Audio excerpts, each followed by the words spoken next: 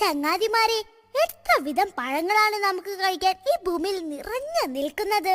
പല നിറത്തിൽ, പല രൂപത്തിൽ, പല രുചിയിൽ, പല മണത്തിൽ തോട്ടത്തിൽ പഴങ്ങൾ പഴുത്തു നിൽക്കുന്നത് കാണുമ്പോൾ കൊതി തോന്നാറില്ലേ? ആപ്പിൾ, മുന്തിരി, പേരയ്ക്ക, തേനൂറും കൈതച്ചക്ക, കൗതുകമേറിടും ഓറഞ്ചും, തിന്നാൻ കൊതിയാണിവയഞ്ചും.